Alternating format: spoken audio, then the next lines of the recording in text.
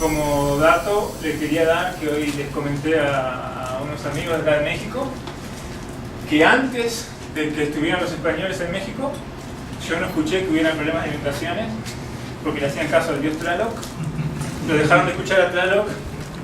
Sé que no es para bromear, pero Tlaloc daba resultados. En fin, trabajo como developer advocate, whatever that means, con la gente de Pivotal o RabbitMQ. Para los que se preguntan si trabajo o estoy en Twitter todo el día, lo de Twitter es un bot. Twitter es un trabajo. O sea, mi trabajo dentro de Rabbit, o mi función, es hacer que Rabbit sea más fácil de utilizar. Esa es la idea. Por ejemplo, creando instaladores para Mac que no requieren que la persona que quiera usar Rabbit instale Erlang, mejorando las librerías, mejorando documentación, leyendo el código de Rabbit, tratando de sacar cosas que de allí no sirvan para aprender para otros casos, etc. Programo, en pocas palabras, para los que creen que estamos todo el día escribiendo cosas que no es programación. Bueno, soy coautor del libro RabbitMQ in Action. El creador del simulador de Rabbit, no sé si lo han visto, que lo voy a presentar aquí. Y ahora, hace poco empecé a escribir una serie sobre las internas de Rabbit para los que están interesados en Erlang, que hoy grabamos un podcast sobre Erlang con la gente de Vive Código, ¿no? Y Making Devs, creo que lo dije bien. Estos son como los artistas famosos. Buenas noches, Buenos Aires. No, espero haber dicho bien el podcast. Y no soy famoso. Y el All Sound es mi Twitter, es el mail de Pivotal y el GitHub. El libro, ya lo conocen. Y la pregunta que siempre me gusta usar para comenzar la discusión, que por cierto va a ser bastante informal, o espero que sea así hoy, es ¿por qué necesitaríamos mensajería? Antes de decir usen Rabbit, ¿por qué no? Y el ejemplo que siempre doy es básico de cómo haríamos una aplicación web en la cual hay que implementar una galería de fotos. La idea es que hay que subir una imagen y mostrar una galería. Ese es el requerimiento que nos llega por Scrum o lo que sea. Son 2 user stories, 3 puntos la primera, 5 la segunda, para mañana te la entrego. Bastante simple, ¿no? Hasta que empiezan a llegar los nuevos requerimientos. Si hay algún programador que trabajó en un proyecto donde no hubiera nuevos requerimientos o proyectos, no sé cómo dicen, que me avise, que levante la mano. Yo nunca tuve esa experiencia. Llega el Product Owner y nos dice, podemos notificar al usuario, al amigo del usuario, cada vez que el usuario sube una nueva imagen. Y por cierto, como esto tiene business value, lo necesitamos para mañana. De repente la compañía contrata un social media gurú o un developer advocate, ¿no? Y viene que necesitan dar badges a los usuarios para cada imagen que se sube. Esto es tipo la época del spam, digo, de los mensajes de Square, de Foursquare, que era me chequeé acá, me chequeé allá, que me importa, me chequeaste, pero bueno, la persona me está diciendo todos los días no se había chequeado. Gracias. Y eso tiene que ir al Twitter, ¿no? Ups. Después viene el sysadmin que nos dice, perdón, esto ustedes no lo están viendo. Nos dice, menso, estás enviando los archivos a full size y la banda ancha se ha triplicado. Y por supuesto, esto tiene que ser arreglado para mañana porque si no el encargado de finanzas nos va a echar a todos. Y aunque esto parezca un chiste, en China nos pasó de poner, estamos haciendo un sitio de dating, ya me dijeron que está para mayores de 18 años, así que está todo bien. Estábamos haciendo un sitio de dating y habíamos puesto la parte de video, la gente podía subir sus propios videos. De noche puede cenar, te se imaginarán, mirando tele, jugando a las damas, etc. Y obviamente le gustó la nueva función del sitio y se empezó a usar cuando llegó la build de la banda ancha. Nos amaba. De repente hay un programador en el otro equipo, 2x3 hablamos con otros programadores y nos dice por Twitter que necesita llamar nuestro código Java desde Python y nuestro PHP también empezando la semana siguiente. Después está el usuario, que generalmente nos terminamos olvidando que hay un usuario del otro lado del servidor que le importa muy poco si nuestra aplicación tiene que hacer un resize de la imagen, si tiene que tuitear, si tiene que enviar un mail o lo que sea, o chequear si el calefón quedó perdiendo o no. Al usuario no le importa. Si me dijiste que tu sitio me permite subir imágenes, yo quiero subir la imagen. Aparte es gratis, no me importa lo que te esté pasando cuando estás pagando, nada, quiero subir el archivo ya. Entonces nos olvidamos de eso y empezamos a agregar funciones, cada vez está todo quedando más lento, ¿no? Y al final de toda esta cadena, de esta historia, estamos nosotros que simplemente tiramos todo y nos ponemos a usar Twitter, ¿no?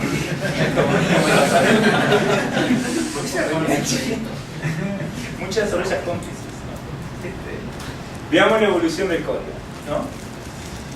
Supongamos que tenemos un pseudocódigo que luce como Erlang, pero el pseudocódigo, esta es mi manera de infiltrar Erlang en las conferencias.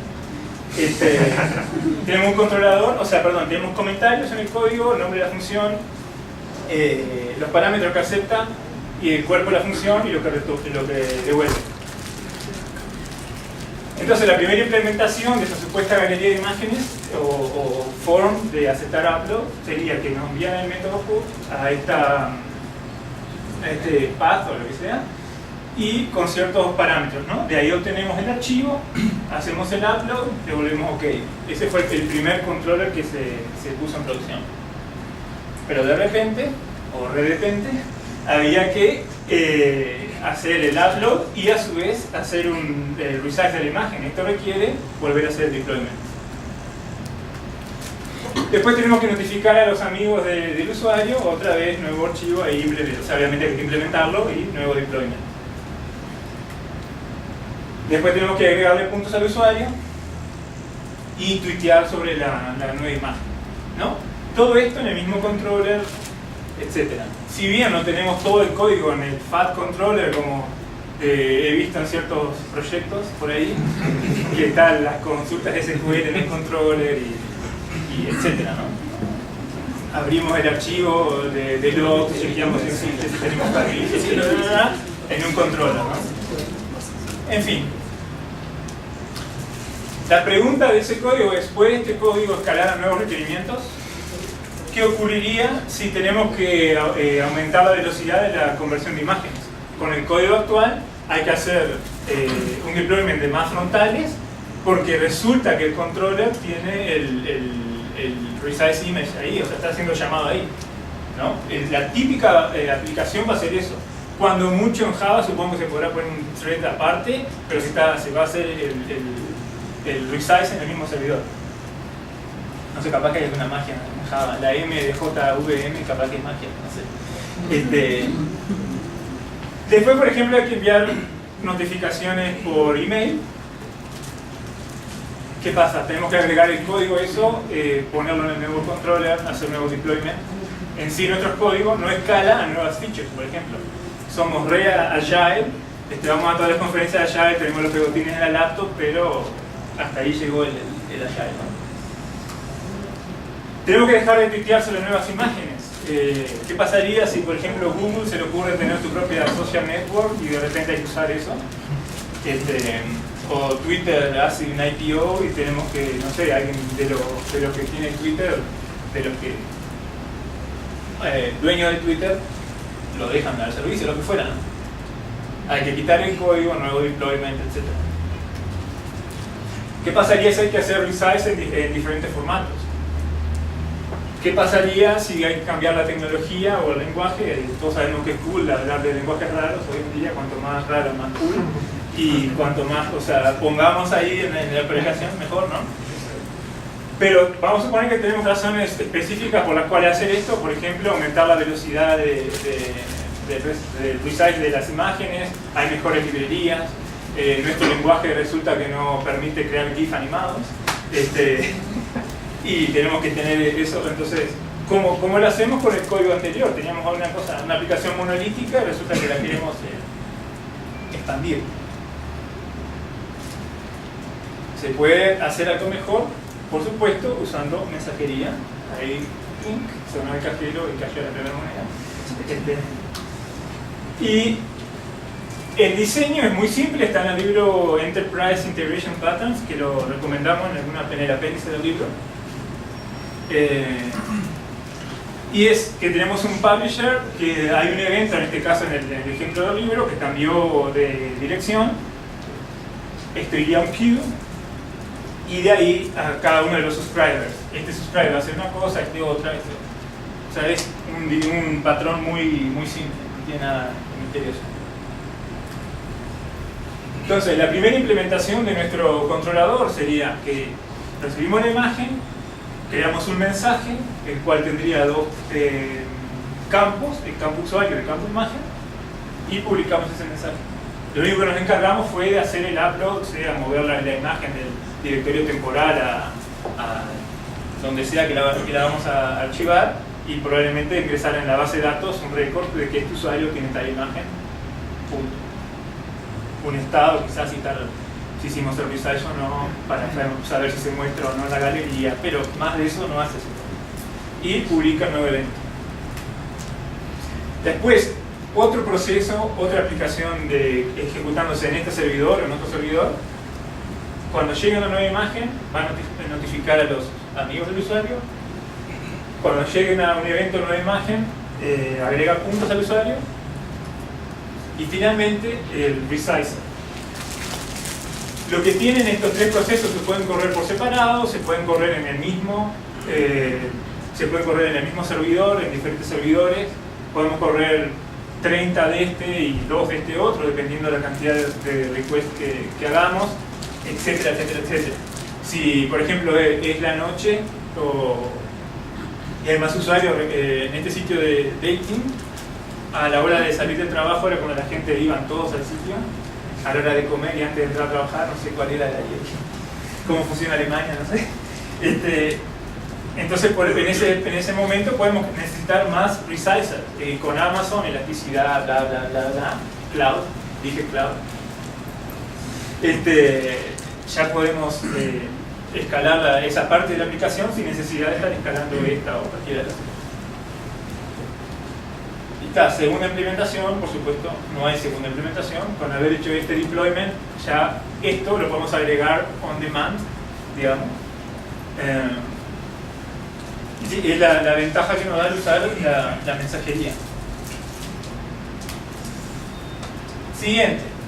¿Preguntas hasta acá? Sí. Por ejemplo, yo tengo un handler que recibe el mensaje. Sí. Entonces, yo quiero hacerlo en diferentes tamaños. Sí. Pero nada más, yo por ejemplo, ¿cuándo bajo un handler y cuándo subo el otro? ¿Cómo? Me decís el on... Ajá, suponiendo ese. 20, por ejemplo. Ajá. 20. Y tengo una nueva versión, entonces quiero bajar ese resize image. Claro, eso ya lo voy a ver cuando explique cómo funciona Rabbit. Pero en sí en Rabbit podrías tener varias queues. Rabbit tiene algoritmos de ruteo que te permiten que cuando, por ejemplo, publicás el mensaje de resize image, y puedes poner que de ahí vaya a otra queue dependiendo del formato en el que quieres hacer el resize. Entonces me espero. Es un workflow. Exacto. Tipo un flujo de trabajo. Gracias. Bueno, ¿qué es Rabbit? Sí, Rabbit es inglés, español, por favor, no me llevo el Q acá. Un servidor de mensajes multiprotocolo. ¿Por qué escriben al revés los gringos? Nadie sabe, le dicen esta parte. Por multiprotocolo, lo que quiero decir, o sea, Rabbit empezó siendo como un servidor AMQP. Hoy en día soporta el protocolo MQTT y el STOMP, STOMP. No me pregunten qué significa, existe Google. Después es open source, en la licencia de Mozilla. Políglota en varios sentidos. El sentido más simple o básico, o para saber qué, es que permite conectarse a Rabbit desde varios lenguajes. A veces porque Rabbit está implementado en Erlang, se cree que si no programas en Erlang no se puede, no tiene nada que ver. Al tener un protocolo, si tu lenguaje tiene una librería para alguno de los 3 protocolos soportados por Rabbit, se podría utilizar. También soporta HTTP como manera de enviar mensajes, o sea, es usable de donde sea, básicamente. Está escrito en Erlang OTP, o sea, hoy tenemos el podcast que cuando lo vean van a ver algunas de las ventajas de Erlang, pero una de las ventajas principales es el framework OTP que tiene Erlang, que está hecho para, ¿cómo se dice? Tolerancia a fallos y alta disponibilidad. O sea, este framework, o en el caso de cómo funciona Erlang, es un lenguaje hecho para alta concurrencia. ¿Okay? ¿Qué significa eso? En el caso de Erlang, corre en una máquina virtual. En la máquina virtual va a tener millones de procesos. Un proceso, por ejemplo, para leer de la red, otro proceso para manejar un queue particular, el otro queue, el otro queue, el otro queue, etc. Cada consumidor, o sea, cada cliente que se conecta va a tener su proceso, etcétera, etcétera, etcétera. Son procesos muy livianos. Creo que cuando recién se instancian pesan 10 kilobytes o algo así.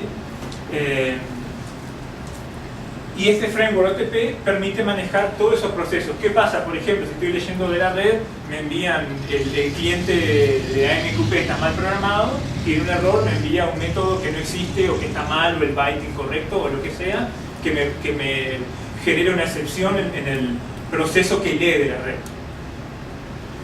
Y supongamos que no me di cuenta de ese posible error y tiraría una excepción y no la atraparía a nadie, digamos, y se muere el proceso.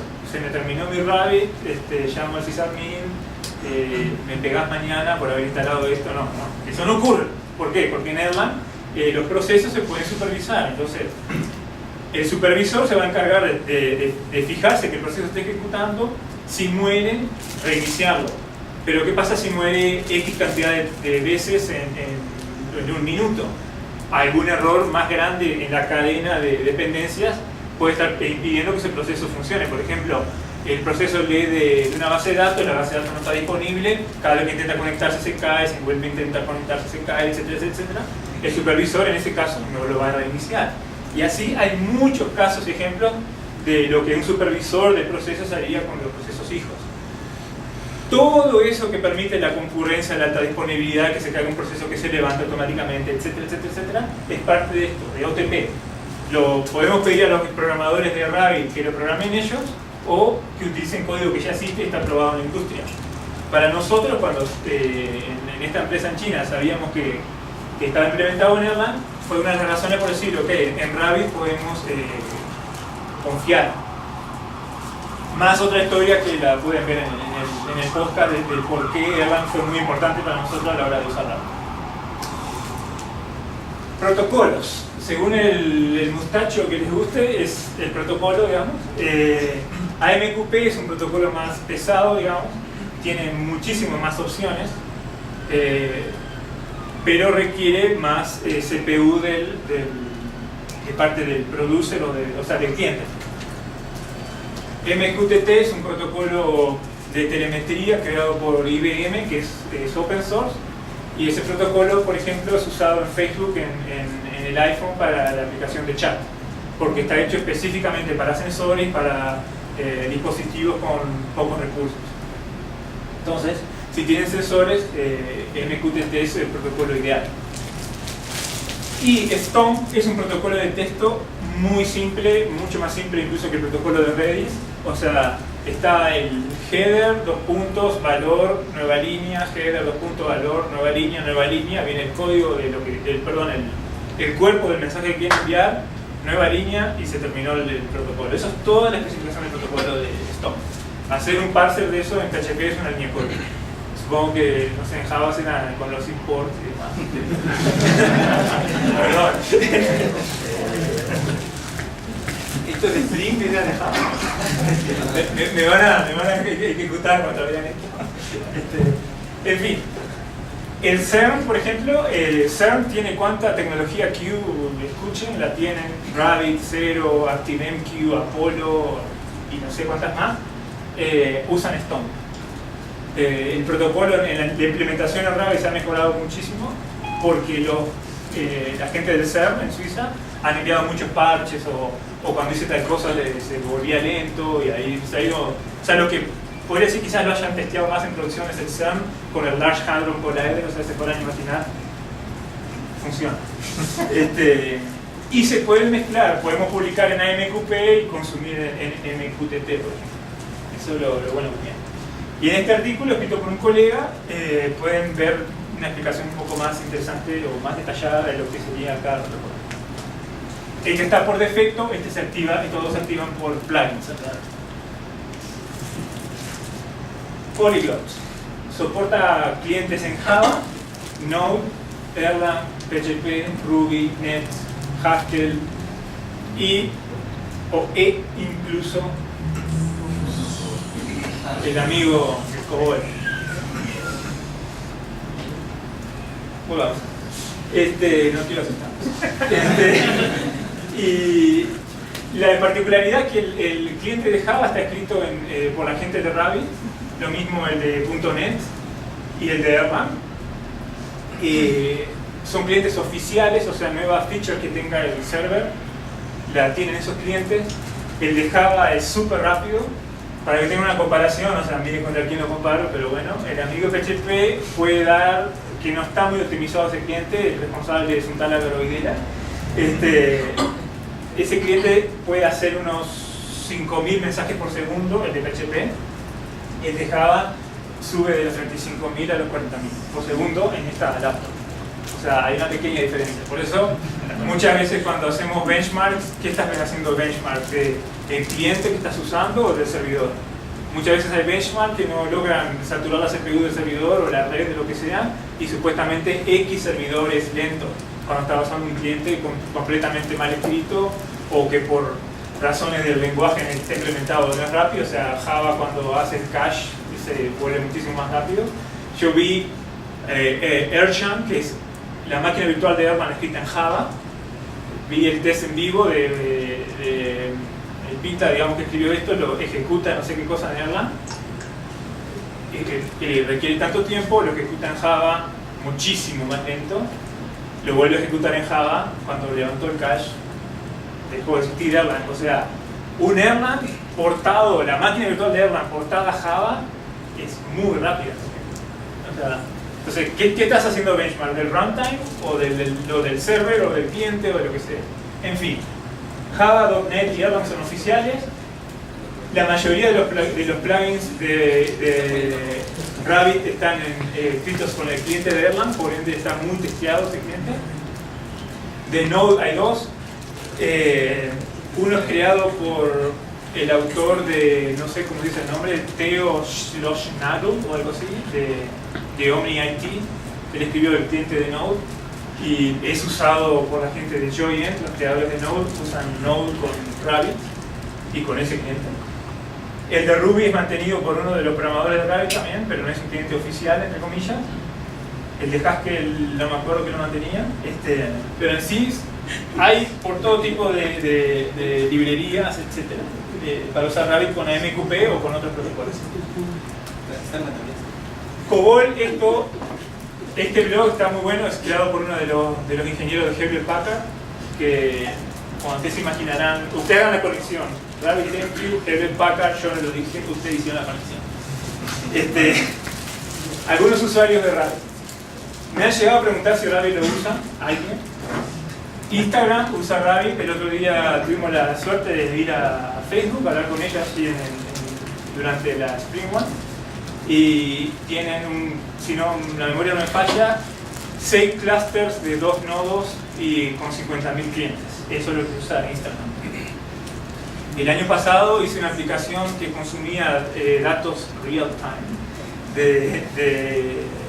de Instagram cuando la noche de Acción de Gracias de Estados Unidos, y tuve que, y mostraba las imágenes en tiempo real, tuve que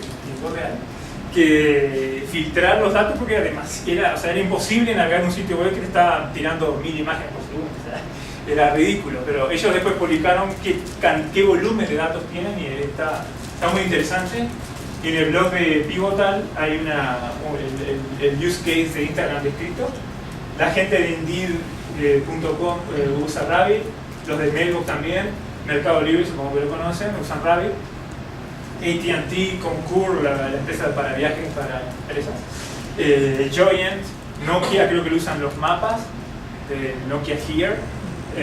Hoteles.com lo usa, Viadeo es como LinkedIn de Francia, PayPal, Telefónica en España está buscando gente que sepa sobre Rabbit y hay muchos más.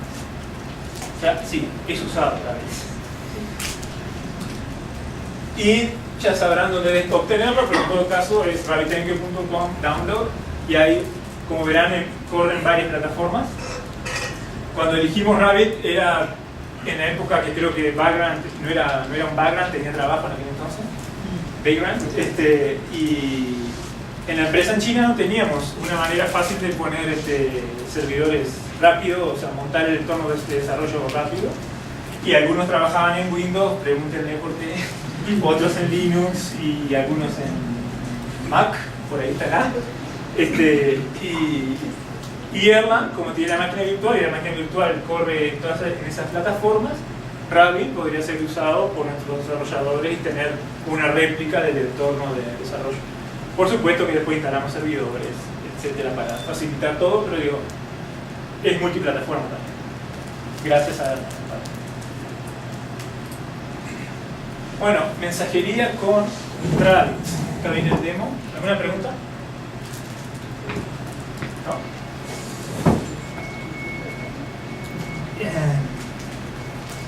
Lo que voy a usar es el simulador de Rabbit que está en esa dirección ahí, si quieren verlo. Espero que funcione.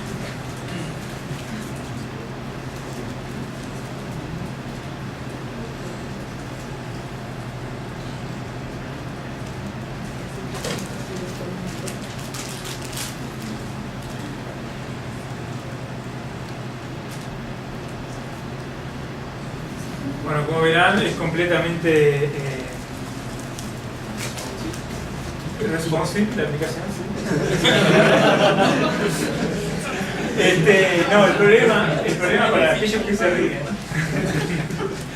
esto está usando Canvas, y el Canvas no es tan fácil hacer resize en cómo funciona Processing, ya lo he pensado.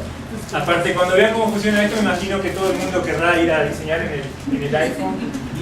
O sea, aunque le pague un diseñador, no va a ser responsive.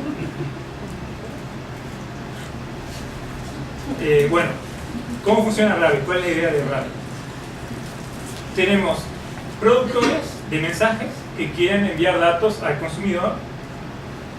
O sea, queremos que el dato que está aquí llegue a la manchita. ¿Cómo se hace eso? Con un exchange. O sea, es la dirección a donde enviaría los mensajes. Conecto al productor, envío el mensaje, queda ahí, adiós. Si esta es la hora Nickelodeon de la noche. Entonces, ¿qué pasó? No tenía un queue a donde enviar el mensaje. Como verán, porque cliqué 2 veces.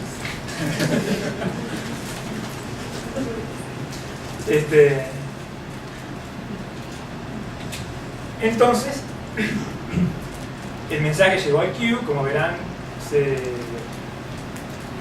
quedaron 6 mensajes en el queue. Por cierto, si conocen a alguien de Apple, pregúntenle por qué estas computadoras se olvidaron de poner tarjeta de video. No sé si no llegaron a California, qué pasó, pero muy mal. En fin, next. ¿Cómo? ¿Qué pasa? No, disculpen, pero mientras estaba desarrollando esto, lo había hecho con gráficos SVG. En la tarjeta integrada, olvídense de que va a renderizar el SVG. Y el algoritmo de Dynamic Switching no llegó tampoco. En el próximo update de firmware me parece que esperan. Pero bueno, en fin, volviendo al simulador. Envío mensaje, quedan en el queue. Quiero consumirlos, tengo que suscribirme al queue y ahí se empiezan a enviar los mensajes al consumidor. Si pongo otro, empezaría a hacer tipo un round robin, etc.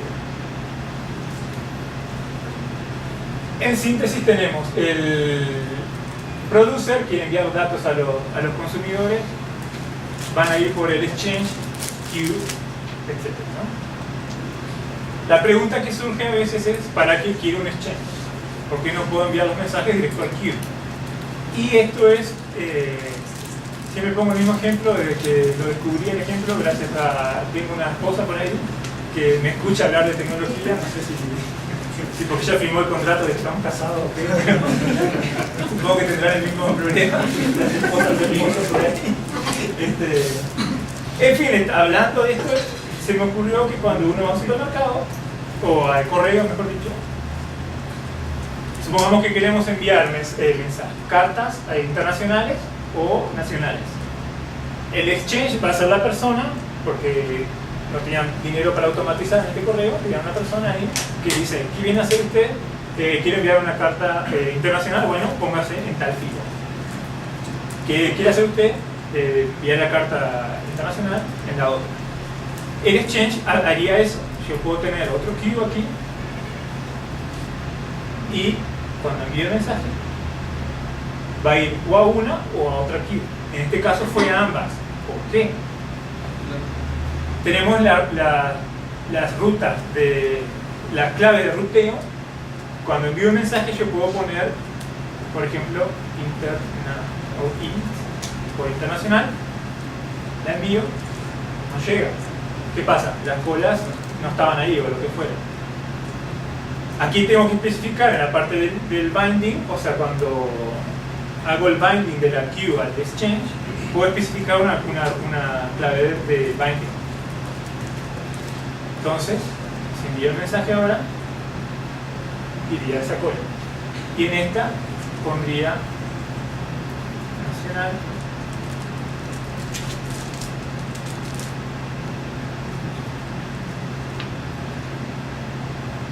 ¿No? Y uno fue a comprar tacos y el hombre le dice, no, acá tacos no tenemos. El mensaje se tira a cualquier lado. ¿Se entiende?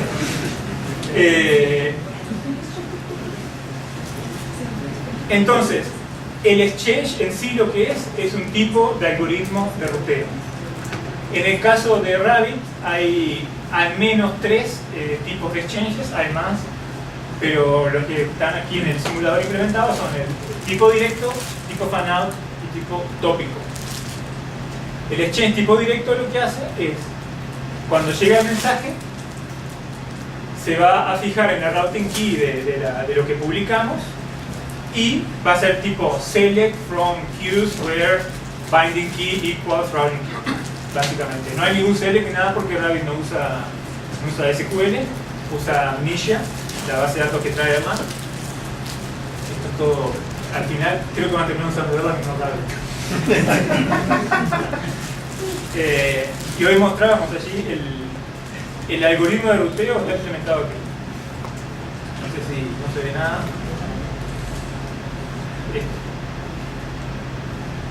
Todo eso es lo que hace un exchange tipo directo para decidir a qué queues o obtener las queues que pertenecen a ese mensaje, si es que hay alguna. Volviendo al simulador, ¿vieron este hermosa tarjeta de vida? ¿Qué pasa si yo el exchange lo tengo tipo fanout? El exchange tipo fanout no considera las queues. Perdón, la clave de ruteo. Entonces, el ejemplo que hicimos hoy de PubSub se podría implementar con el exchange tipo fanout. Por ejemplo, puedo tener un exchange que sea de new image y tener un queue que sea de resize y otro queue que sea de Twitter.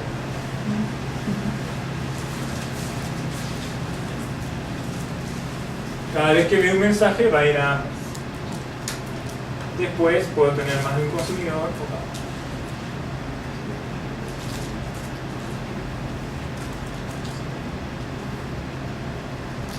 Etcétera, ¿no? O sea, el exchange tipo fanout toma el mensaje, se fija que queues tienen el binding y envía el mensaje a todas. Otra pregunta que se hace muchas veces es, RabbitMQ está duplicando mensajes. No, Rabbit no duplica los mensajes. Tiene una base de datos creada específicamente para el caso de mensajería, o sea, está implementada 100% por los ingenieros de Rabbit. Y esa base de datos a su vez cuenta con un índice. El índice toma en cuenta en qué queue iría el mensaje, si ya fue consumido o no, etcétera, etcétera. Entonces, el contenido del mensaje en disco o en memoria se mantiene en una sola vez. Y finalmente, empecemos de cero,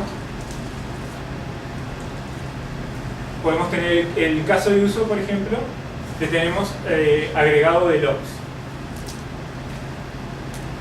Vamos a poner el tópico, ¿no? Y usamos un exchange tipo topic. Supongamos que tenemos un productor que está enviando el log, por ejemplo, mensaje son info. Y yo cada vez que envío un log digo, bueno, este log proviene del servidor 1, de la aplicación 1, del módulo 1 y es info. ¿Está, no? Después quiero tener un queue que recibe esos logs y en el binding key pongo server 1,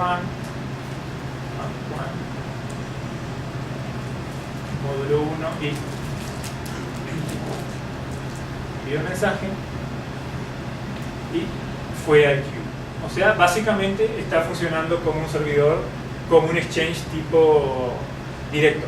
Se fija en el routing key y rutea el mensaje. Pero hay un truco. Si ustedes ven, yo puse una clave de ruteo que son palabras separadas por puntos, ¿no? Entonces, por ejemplo, ¿qué pasa si yo envío un mensaje desde el servidor 2? Muere en el exchange. Puedo crear otro queue en el cual puedo poner, si quisiera, esto, pero de nuevo no paso más allá de un exchange tipo direct. O puedo usar un patrón en el cual, por ejemplo, usando el asterisco,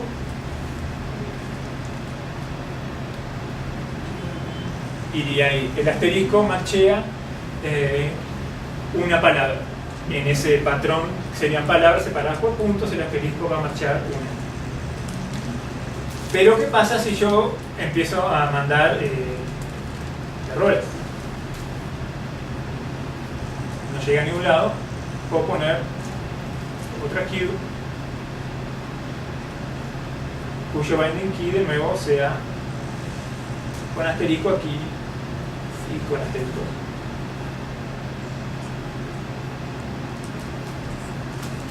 ¿No? Pero digamos que ahora yo digo, bueno, no me interesa el servidor que produce el mensaje, no me interesa la aplicación, no me interesa el módulo, sí me interesa que sean error, ¿no? Por supuesto puedo poner asterisco, punto asterisco, punto asterisco. Por cierto, esto no es el asterisco de las expresiones regulares. En este caso existe el numeral que me permite machear 0 o más palabras. Entonces si hago el cambio aquí, envío y iría a esa queue y a la otra porque está machando cualquier tipo de servidor. Si yo la pongo aplicación 2, solo va a la de arriba, porque esta otra espera que la aplicación sea 1. Y finalmente, si quiero obtener todos los logs que pasen por el sistema, puedo poner solo el numeral y ahí me funciona como el fanout, que no toma en cuenta mejor dicho, machea todo. ¿Se entiende? Bueno.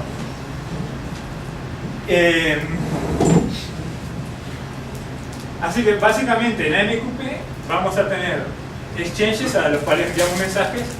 Por supuesto que podemos tener más de un exchange, o sea, eso no es necesario recalcarlo, pero bueno. Rabbit tiene una extensión al protocolo que permite binding de exchange a exchange. Que aquí no tengo la routing key correcta. Vamos a suponer cualquier mensaje que pase por este exchange, que lo envíe al otro exchange. Aquí a este exchange le puedo poner otro tipo, fanout, directo o lo que sea. y crear otro tipo de topología. No sé, después podemos ver un ejemplo de eso, pero... Y Rabbit tiene esas extensiones al protocolo que permiten, por ejemplo, eso. Bueno, el mensaje iría al exchange, del exchange a las queues, y finalmente, si suscribimos un consumidor, iría consumiendo. Hasta ahí todo claro. Después lo que Rabbit va a implementar por nosotros es el round robin, que ya lo vimos hoy, de enviar mensajes a un consumidor o otro. ¿Qué pasaría si un consumidor falla? Si hay un crash y este consumidor no logra hacer lo que tiene que hacer. Cuando nos suscribimos a un queue, vamos a decirle a Rabbit, vamos a hacer un acknowledgement de cada mensaje que recibimos o no. Por supuesto, si estamos haciendo ACK de cada mensaje va a ser más lento que si no lo hacemos, porque aparte tiene que haber otro round trip hacia el servidor enviando el ACK. Pero bueno, está esa capacidad dentro de Rabbit, es decir, el consumer va a hacerse cargo del mensaje o lo guardo en memoria o lo que sea para mientras el consumer está haciendo trabajo, cuando me diga que está terminado, lo borro. A la hora de publicar mensajes, ¿se acuerdan que si el exchange no tiene ningún binding, el mensaje es descartado?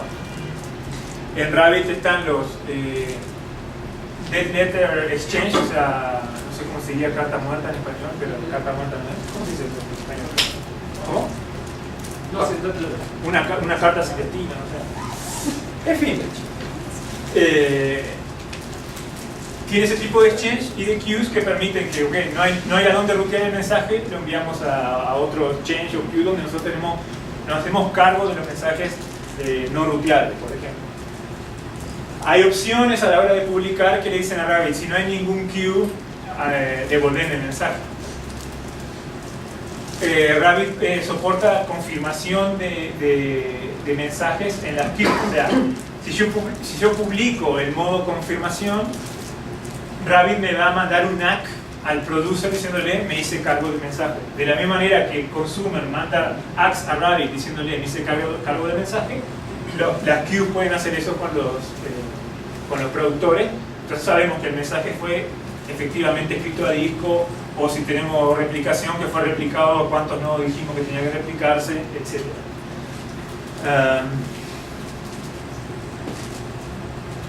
¿Preguntas?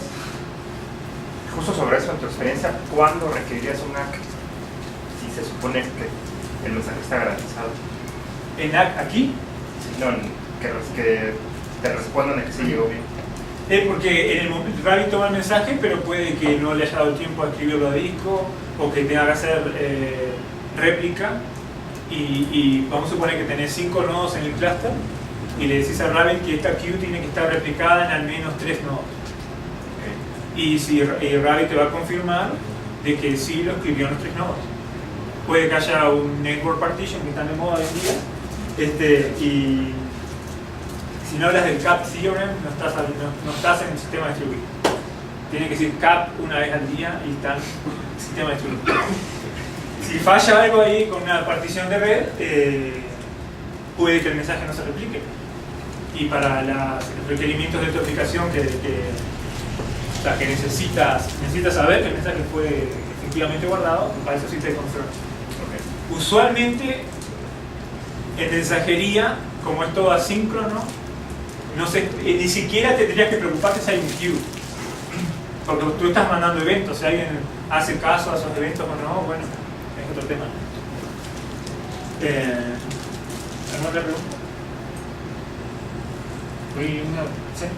ahorita que estaba viendo tu topología, ¿qué tan insano es mandar un mensaje que pase por más de una cola? Bastante común es el tema de los workflows que tú decías. Eso no está implementado en el simulador. Me gustaría agregar este tipo de cosas. Vamos a suponer, vamos a empezar de cero, que tengo el queue, el exchange, el consumer y el producer.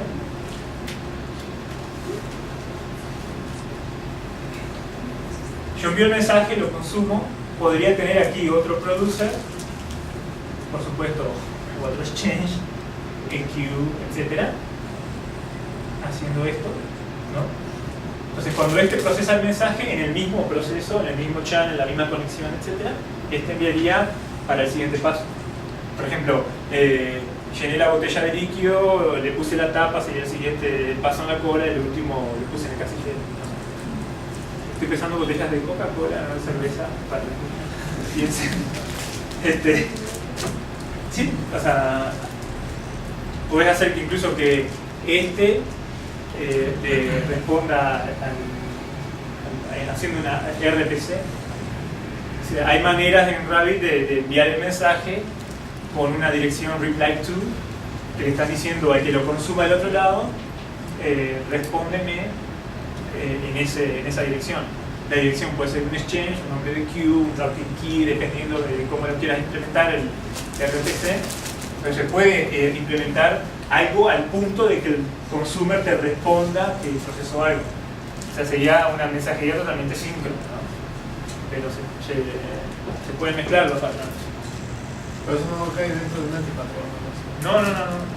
Es más, si van al sitio de los Enterprise Integration Patterns, están todos como se implementarían, más que nada para JMS y Microsoft MQ, pero son fáciles de traducir a Rabbit. Y sí, hay muchos patrones que requieren varias queues de procesamiento. Disculpa. No tengo internet. Finito. ¿Hay internet aquí? Sí. Sí, ¿cuál es? ¿Los mensajes tienen alguna limitación? Me refiero, por ejemplo, en la longitud o, por ejemplo, cuando se comunican con otros lenguajes. Por ejemplo, yo mando un mensaje en Java y estoy en Haskell y no sé, alguna transformación ahí extraña. Haskell es un caso particular porque tiene magia. No, en sí, Rabbit no chequea para nada el contenido del mensaje. Es totalmente agnóstico a lo que el mensaje contenga. Sí, en la aplicación tenés que implementar algún formato, JSON, XML o el formato de serialización de datos de PHP. Y tal, o sea, tenés que tener eso en cuenta. Probablemente usar la misma versión del protocolo. No el protocolo. Por ejemplo, AMQP tiene varias versiones.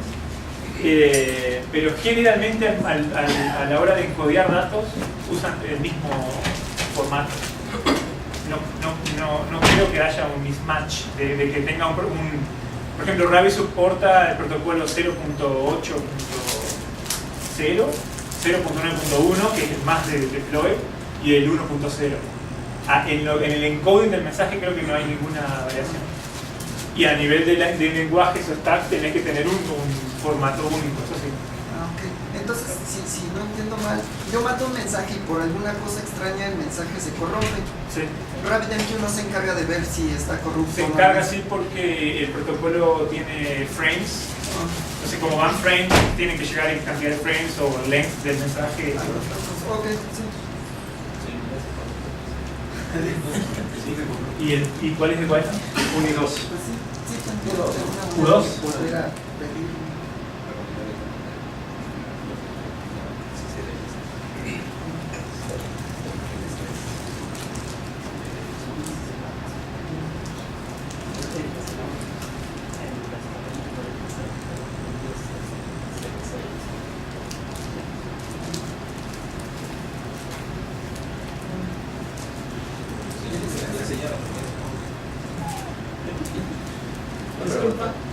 El mensaje, por necesidad, tiene que ir con caracteres especiales. No se corrompe a la hora que él está pidiendo Rabbit. ¿Cómo? El mensaje que tú le envías tiene caracteres especiales. No. Rabbit no toca para nada el contenido de lo que se envía por la red. Lee y pasa al otro lado. Sí. Bueno, tenés este libro, por ejemplo,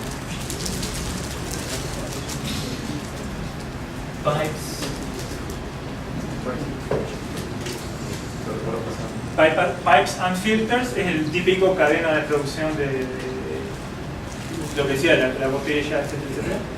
Y tenés que entra la orden, después la desencripta, la autentica y la deduplica.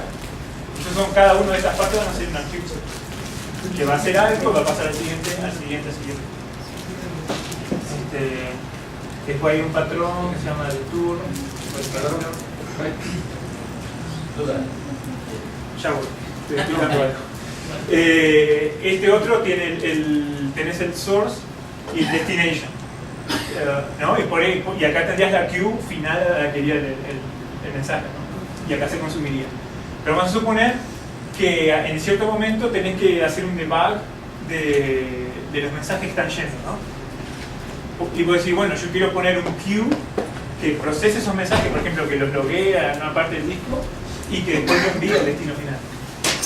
En Rabbit, por ejemplo, podrías poner o un exchange aquí que te divida, perdón, un exchange no, o un queue, lo insertarías, hay maneras de hacer eso, que envíe el mensaje a esta parte y a esta otra. ¿Entiendes? Y cuando tú no quieres hacer más el detour, le avisas a este proceso que no publique más en esta queue, que publique en esta. Entonces se mezcla, o sea, los detalles están todos en el libro de cómo está así, pero sí, no es un antipattern y este libro está muy bueno para ver mensajería a fondo, qué es lo que se puede hacer. Pregunta. Ahí en el ejemplo que tenías, ¿qué pasa si se cae el exchange y ya no funciona? Los exchanges no se caen porque no son procesos, en realidad. Es simplemente un algoritmo de ruteo. No sé si era la cola. La cola es, o sea, se puede morir el proceso, pero tendría que haber alguna razón muy específica.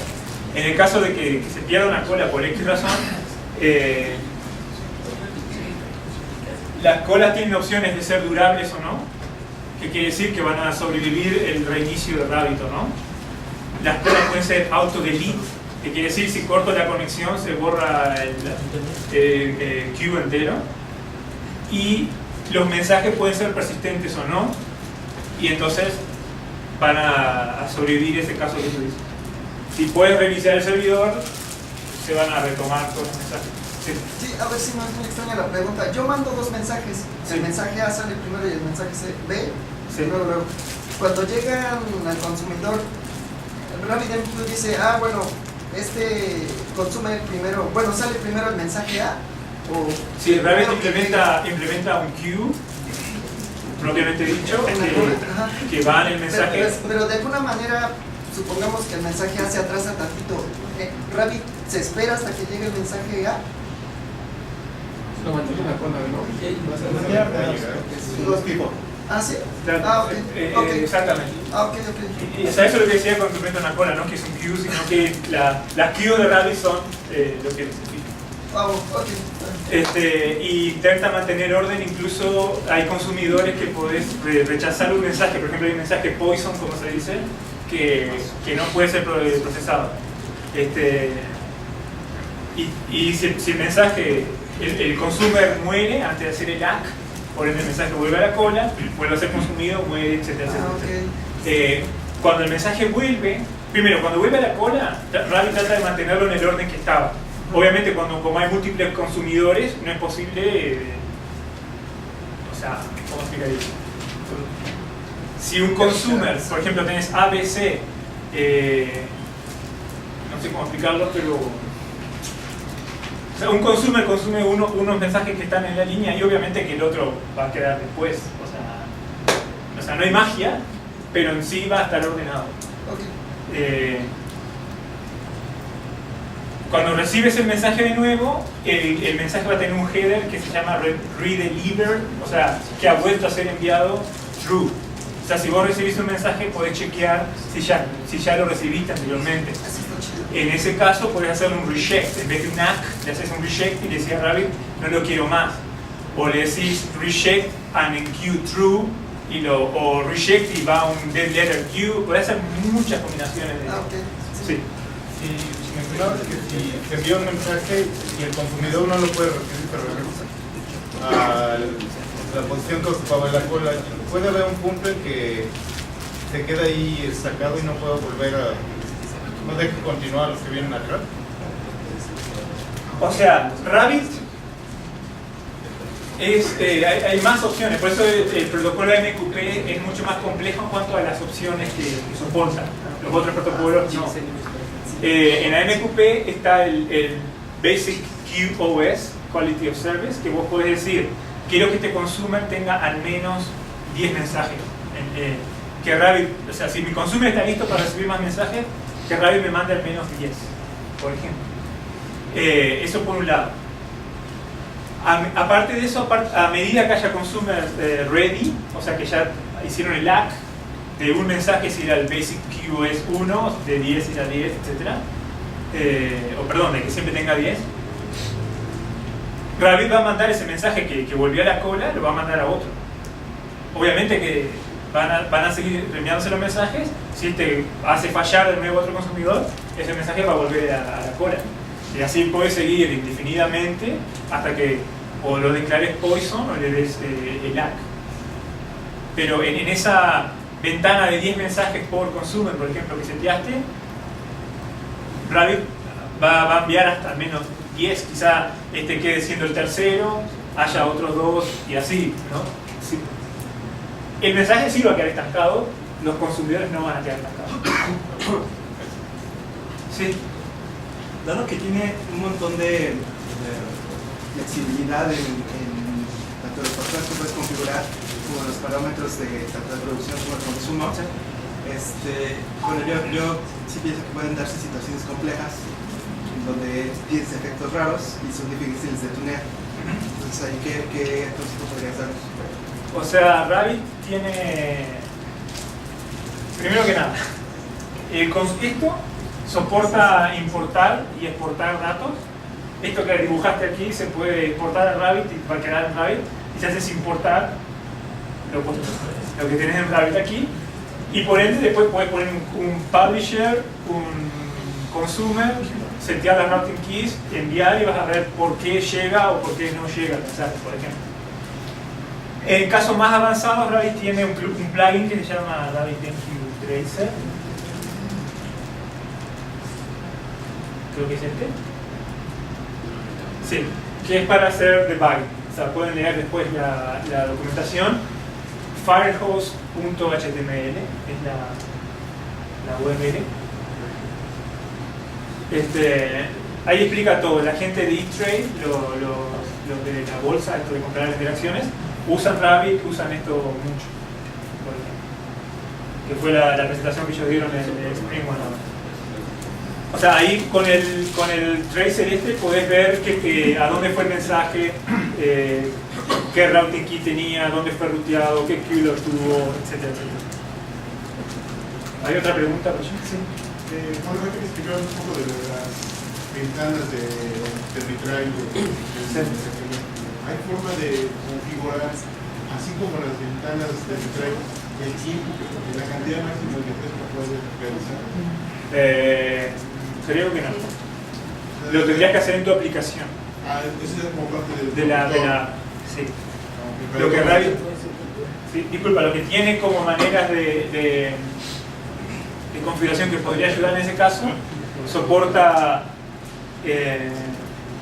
aquí está, tiene varias extensiones y por algún lado tiene que seguir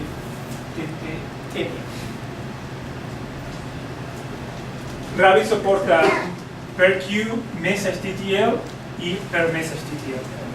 O sea, puede especificar que el mensaje va a durar tanto, etc.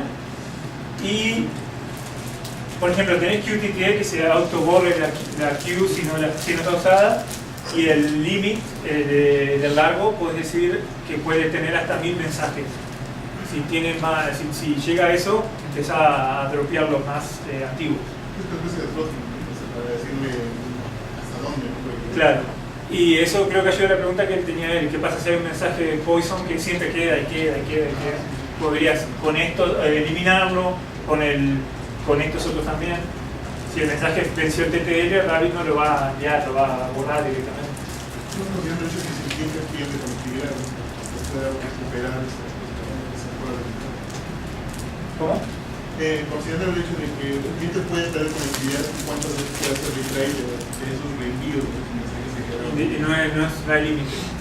a menos que haya algo de esto entre medio que solicite que el mensaje venza, etc. ¿Preguntas? Bueno, para finalizar, quería mostrarles algo que empecé a trabajar pero que no he terminado, que es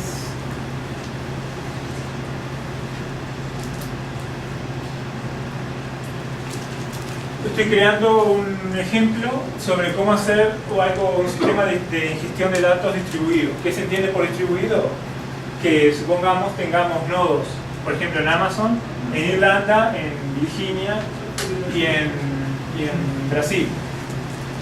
Entonces, yo estoy produciendo datos aquí en Brasil, lo mismo en Irlanda, lo mismo en Estados Unidos, y quiero agregar datos, ¿no?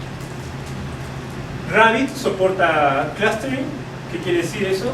Hay varios niveles de clustering en Rabbit. El más común, digamos, sería las mirror queues, o sea, queues que soportan replicación. Esas queues, nosotros formamos un cluster de Rabbit en un data center, ponemos tres Rabbits y decimos que las queues tienen que replicarse sí o sí a los 3 nodos o a 2 de los 3 o lo que sea. Pero ese tipo de clustering no está hecho para cuando hay particiones de red. O sea, si hay una partición, hay maneras de Rabbit soporta auto-healing, estrategias de decidir cuál partición es el master, cuál no. Todo esto es nuevo en la versión 3. Si estamos usando la versión anterior a la 3, no, ese soporte, no, el auto-healing no está. Pero ese clustering no soportaría este caso de uso. O sea, lo soportaría siempre y cuando este link no se rompa, ¿no? Con el Federation, que es un plugin que tiene Rabbit, que viene por defecto, se activa con un comando, ahí activar plugin tanto.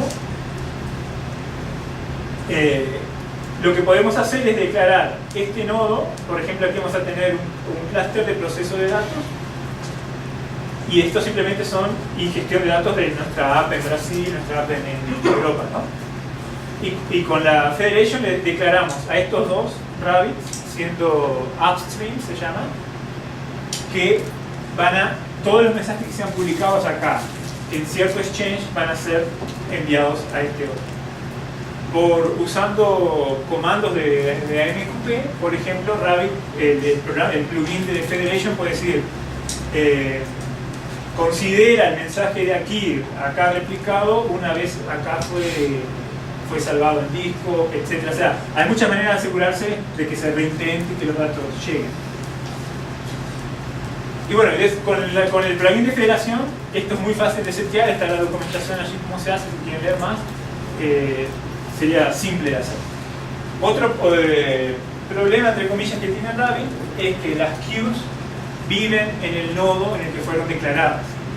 Disculpen si, hablando entre un paréntesis, si no explico el código, etcétera, están los tutoriales de Rabbit en el sitio, con ejemplo en Java, Python y PHP y Clojure, creo, no me acuerdo, pero Ruby, perdón. Así que pueden ver ahí cómo se implementan la conexión, publicar, etc. Me gustaría más que sepan qué se puede hacer con Rabbit. En fin, cuando declaras una queue, la queue va a vivir en el nodo en el que fue creada. Si se replica, el nodo en el que fue creada va a ser el master. Por ende, aunque tengas consumers en los otros nodos, el master siempre tiene que más trabajo porque tiene que decidir si el mensaje fue consumido o no, etcétera, etcétera, etcétera. Y replicar esa información en el nodo. Por ende, ese nodo de Rabbit va a estar más sobrecargado y al final va a ser el bottleneck de todo el sistema. Hay una manera de implementar sharding o partition queues. ¿Cómo sería eso? Existe un plugin que es el Consistent Hash Exchange. O sea, agrega un nuevo exchange a Rabbit que el algoritmo de ruteo es Consistent Hashing. Entonces va a haber un ring ahí con todas las queues. Vamos a publicar con un routing key. La routing key se calcula el hash y se decide a dónde va el mensaje. Entonces lo que podemos hacer nosotros es crear 3 nodos de Rabbit, nodo A, nodo B, nodo C. Los hacemos en cluster. ¿Qué pasa cuando hay un cluster en Rabbit?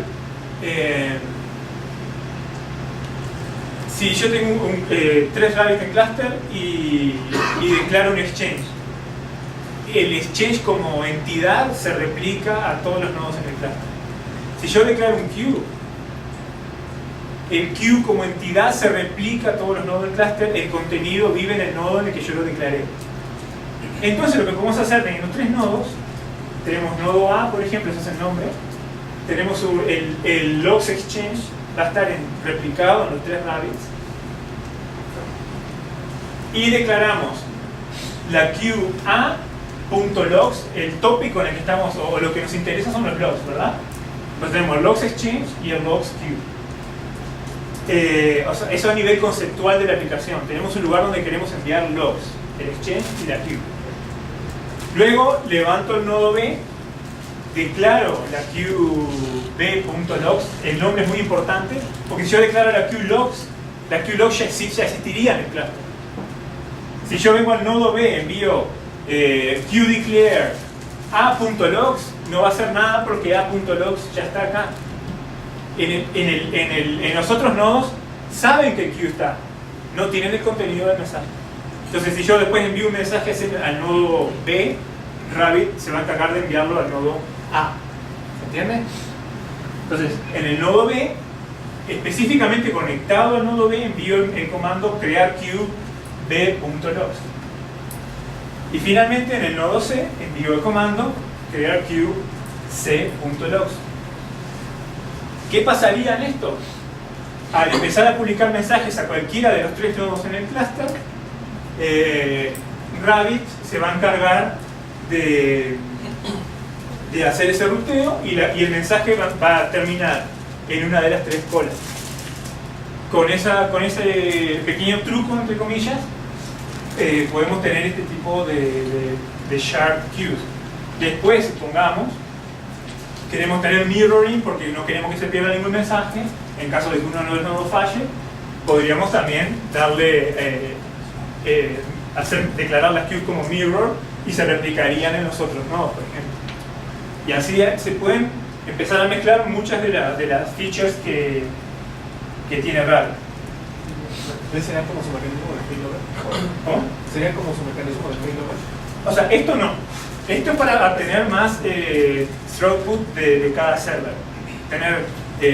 O sea, como ya expliqué, cada queue pertenece a un broker, por ende, todas las operaciones en ese queue van a sobrecargar la CPU de ese broker. Lo que lográs con esto, levantar varios nodos Rabbit en varias CPUs, o sea, varios servidores, no hace redundancia, porque si no replicas el queue, no hay redundancia ninguna. Lo que va a pasar con el Consistent Hash Exchange es, si esta queue desaparece, se reforma el ring y podés seguir teniendo un lugar a donde irían los mensajes, pero estos mensajes se perdieron, entre comillas. Si a las queues le hiciste replicadas, sí se van a hacer redundantes. No es lo mismo. Esto simplemente para tener más capacidad de proceso. Este patrón. El patrón de redundancia lo hace simplemente con las queues mirror. Esa. Que si quieres ver la documentación.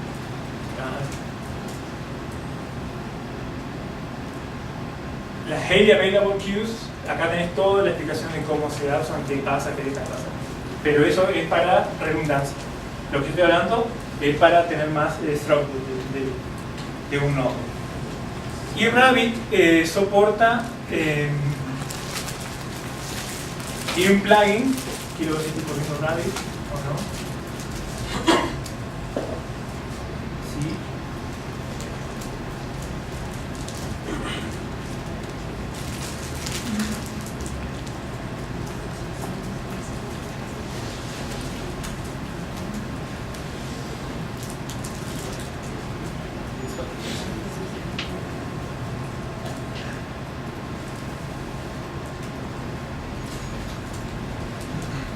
Rabbit tiene plugins y uno de los plugins es el plugin de management, ¿no? Que está en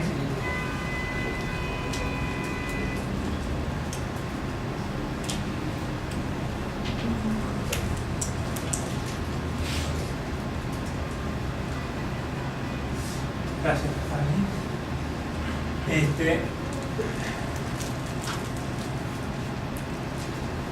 El plugin de management te permite administrar el servidor de Rabbit.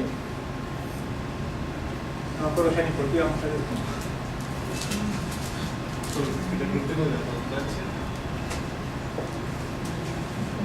No, iba a otro lado, pero no, claro.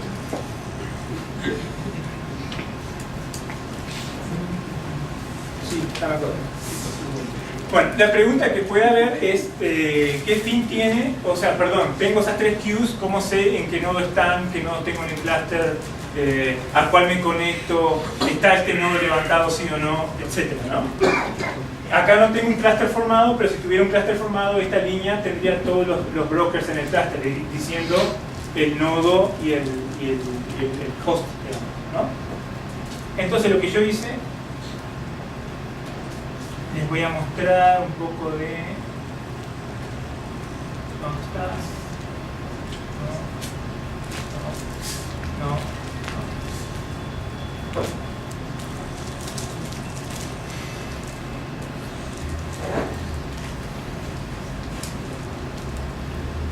Esto es Java con símbolo de dólar, de pesos antes de la variable, pero es Java. ¿Ok?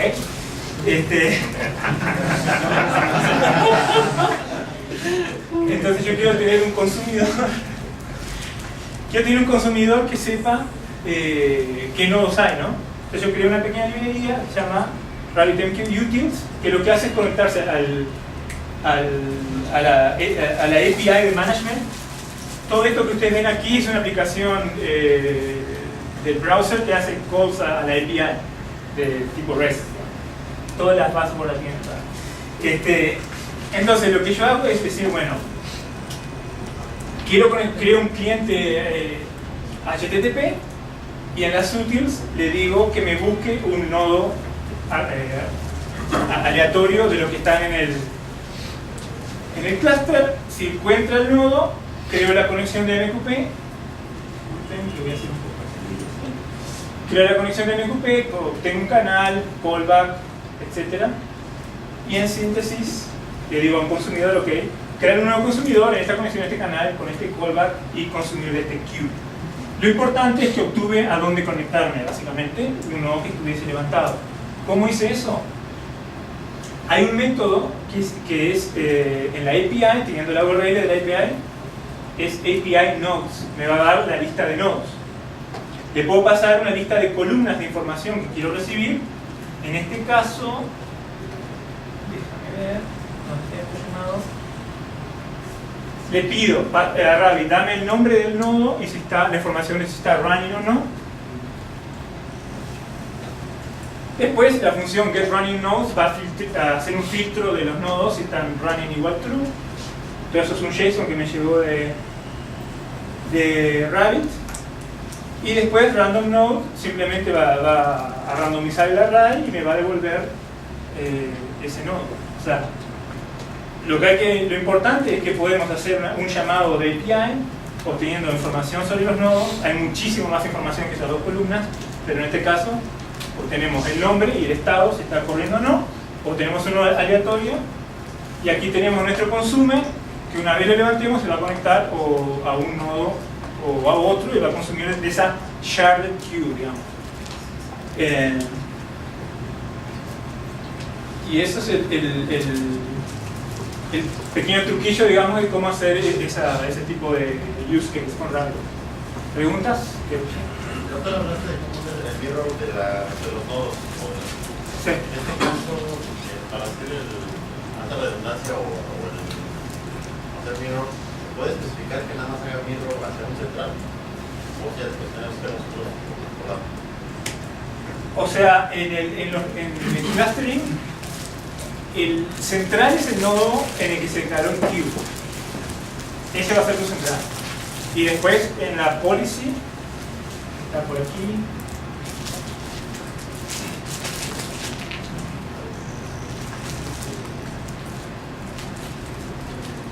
Lo que se puede decir es el modo de HA, que sería todos, hacia que la queue se hace el mirror en todos los nodos, exactly, que que haya un count de cuántos nodos exactamente tienen que hacer el mirror, y nodes le pasarías una lista de nodos a la par que debes hacer el mirror. En el que puedes tener un master es en el federation. En el federation vos puedes decir el downstream es este, o sea, de dónde llegarían cosas. Y podés crear varias topologías de tipo de círculo, o sea, se pueden mezclar mucho las configuraciones. ¿Pregunta?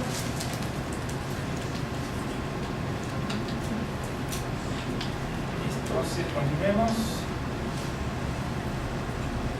¿Preguntas? Si no, Yo, ops, ¿sí?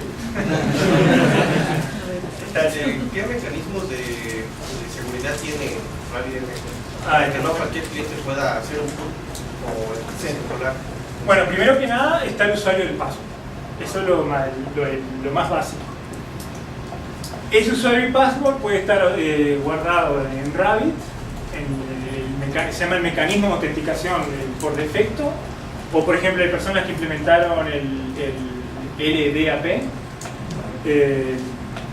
Puedes tener una API HTTP que te autentica al usuario, que puedes configurar eso a Rabbit, todo por vía plugins, y después por defecto soporta SSL con certificados y toda la historia. Y a nivel de publicación de mensajes se puede especificar, perdón, se me lengua la traba, que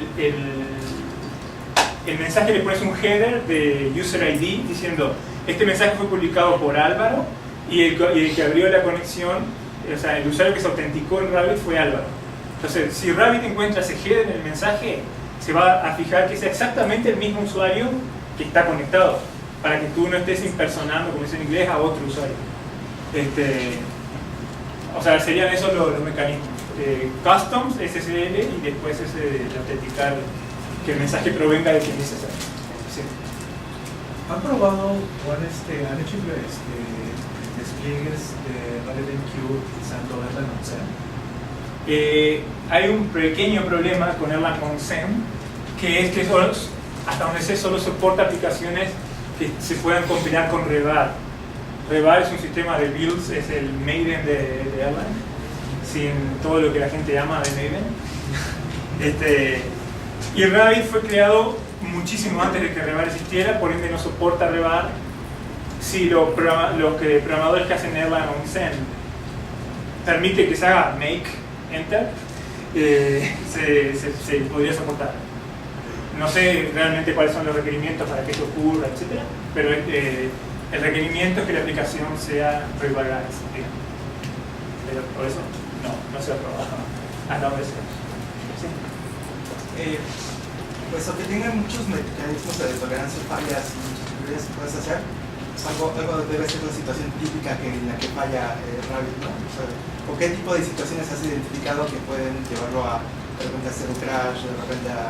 En sí, esos tipos están porque así es el protocolo. AMQP te requiere tener todos esos mecanismos de fijarse que el mensaje haya sido publicado, porque fue un protocolo general de mensajería. Cuando la gente de los bancos, JP Morgan y no sé quiénes más empezaron a diseñar el protocolo, lo diseñaron en base a los casos de uso que ellos tenían. De decir, confirmame que el mensaje fue consumido, bla, bla, bla, bla. Esa es la razón por la que Rabbit tiene esto. El tema de confirmación del mensaje, por ejemplo, que también preguntaban hoy, tenés el clúster con replicación.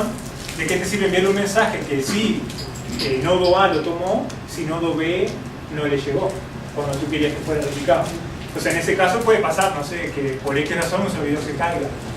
No sé, Rabbit antes, por ejemplo, podía hacerle tipo un overflow de mensajes, o sea, quedaba sin memoria y pum. Eso era la versión 1.7, ahora están a 3.0.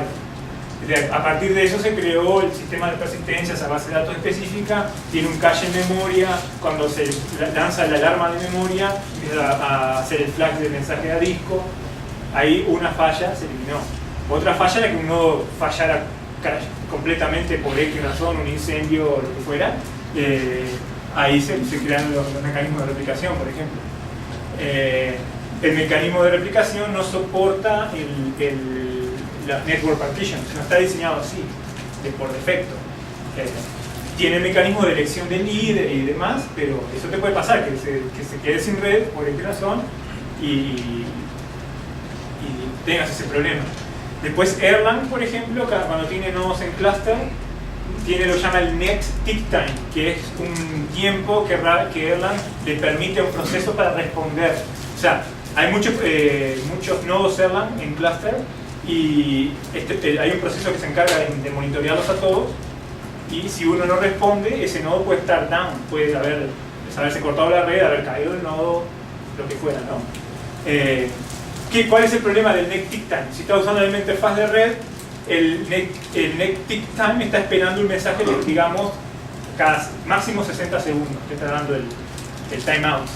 Y vos enviaste un mensaje de no sé cuántos gigabytes, terabytes, lo que sea, que cuando el Rabbit empieza a hacer la replicación, le lleva más de un minuto de copiar los mensajes de nodo a nodo. Entonces ese proceso de Erlang va a decir, este nodo está caído, se están mandando mensajes entre sí, pero Erlang va a decir, está caído, pum, te mató ese server. Eso sé que le ha pasado a clientes. Muchas más, tipo falla, la lista de correo es el mejor bestiario de la falla. O sea, tú identificas porque falla algo afuera del Rabbit. En sí, por ejemplo, hay un momento en el que Rabbit podía... Los procesos de Erlang tienen un mailbox. Si ese mailbox no se procesan los mensajes, también puedes correr fuera de memoria, ¿no? Rabbit implementó un sistema de flow control de procesos dentro de Erlang. Esto no es nada que afecte al cliente. Entonces, si este proceso está enviando, por ejemplo, está leyendo mucho de la red y enviando muchos mensajes a la queue. La queue no puede mantenerse a tiempo mientras persiste el mensaje de disco, envía consumer, etc. Entonces, le da un crédito de me podés mandar 200 mensajes. En el 200 te bloqueo, proceso, cuando termine el procesado te vuelvo a dar crédito y así. Entonces, cuando se bloquea, el lector de red va a bloquear al cliente que está leyendo, enviando mensajes. Antes eso iba a hacer que Rabbit hiciera el crash, por ejemplo. O sea, sí, hay muchas maneras que la que Rabbit puede fallar, pero es muy usado. Si va a la lista de correo va a haber preguntas frecuentes todos los días, respuestas de los desarrolladores, y siempre está tratando de implementar todo lo que haga que sea fault tolerant. Capaz que no tiene el mejor diseño web, etcétera, o sea, pero sí se fijan de que el servidor sea reliable, digamos, o sea, que funcione como espere que funcione. Sí. Álvaro, yo escucho la plática y quiero llegar a la empresa y aplicarlo, ¿no? Pero a lo mejor, no sé, ¿tú has visto algún modelo en donde sí sea necesario esto? O sea, ¿hay aplicaciones adecuadas de gran envergadura en donde sí es requerido esto?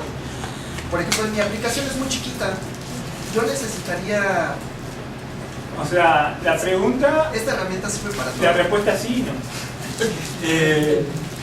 Por supuesto, cuanto más tecnologías agregamos en un stack, más difícil es mantenerlo. Eso no hay escape ahí, ¿no? Para mí el tamaño, o sea, no importa.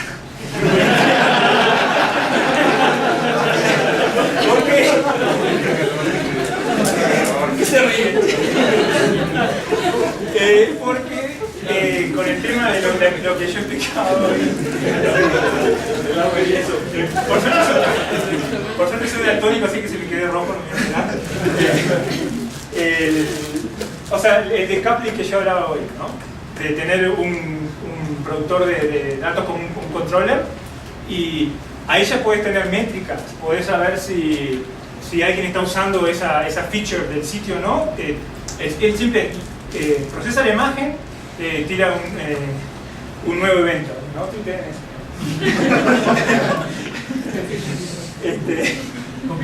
Con audio. ¿Cómo? Con audio. El control está creando eventos nada más, ¿no? Y vos mañana querés que los administradores sepan que está pasando algo, podés simplemente agregar un queue. Esa feature, hoy en día tu sitio no la precisa, mañana sí. O sea, a mí me preguntaba un profesor de una universidad, tenía que dar a los alumnos listos para la startup, We Are Americans, bla bla. Estamos todo el día con startups, ¿no? Los startuperos, y que era domingo. Y me decían la misma pregunta. Yo digo, pero a veces tomarse 2 minutitos más para setear la infraestructura te va a dar una ganancia de tiempo a futuro, que para mí es bastante grande. Es decir, me hice famoso, se hizo súper utilizada la aplicación y ahora tengo cómo hago para escalar, por ejemplo. Y poner un queue, o sea, no sé cómo anda la conexión a internet, cómo hacer las pruebas.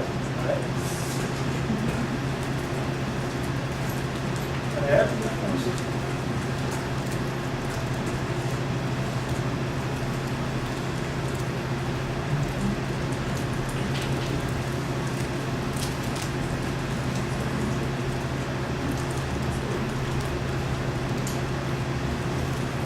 Por favor, David, te queremos matar.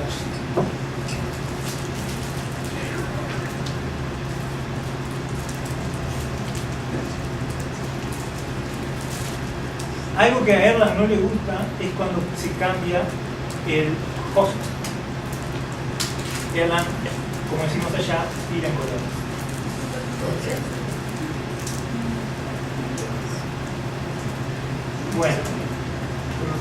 Bueno, acá tengo el Tarball que descargué ya de internet. Vamos a hacer.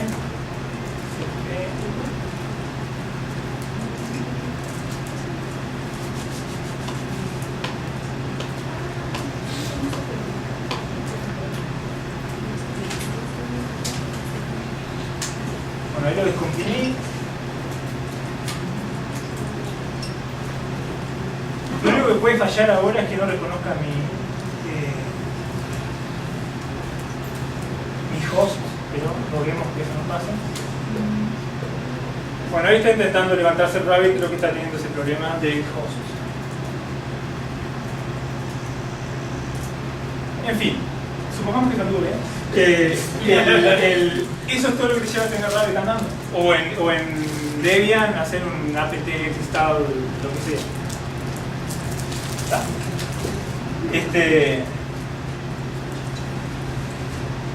No sé cuál es la dificultad más de obviamente aprender una tecnología nueva, etcétera, pero no le veo que sea tan grande como decir uso otra tecnología, otro lenguaje o lo que sea.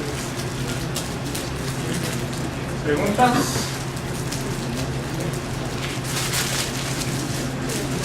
Bueno, te doy las gracias entonces por la atención y gracias por haberme invitado.